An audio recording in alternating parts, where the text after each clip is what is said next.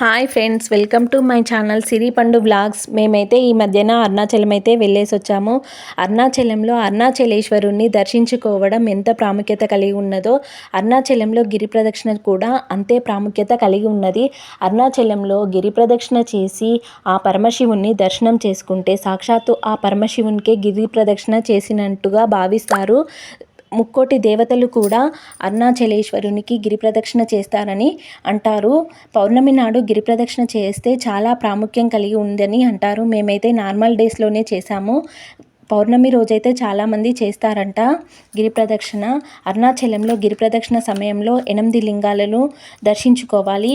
వీటినే అష్టలింగాలని కూడా అంటారు. ఇందులో ఇంద్రలింగం మొదటిది, అగ్నిలింగం, యమలింగం, నైరుతిలింగం, వరుణలింగం, వాయులింగం, ఈశాన్యలింగం, కుబేరలింగం అని ఉన్నాయి. అరుణాచలం గిరి ప్రదక్షిణ చేసేటప్పుడు మోక్ష మార్గం ఉంటుంది. ఈ మోక్ష మార్గం గుండా ప్రవేశిస్తే మోక్షం లభిస్తుందని అంటారు. ఈ మోక్ష మార్గం చాలా చిన్నదిగా ఉంటుంది.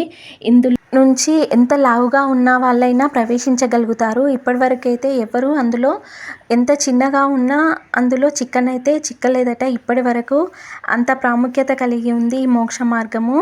ఇక్కడ చాలామంది ఇలా వస్తున్నారు. ఇలా గిరి ప్రదక్షిణ చేసి మోక్ష మార్గం గుండా ప్రవేశించి అరుణాచలేశ్వరుణ్ణి దర్శించుకోవడం మాకైతే అదృష్టంగా భావిస్తున్నాము. చాగంటి కోటేశ్వరరావు ప్రవచనాలలోనైతే అందరూ అరుణాచలంలో అడుగు పెట్టలేరు అని విన్నాను. అది నాకైతే అలా అనిపించింది. ఓకే ఫ్రెండ్స్, నచ్చితే లైక్ చేయండి, సబ్స్క్రైబ్ చేసుకోండి.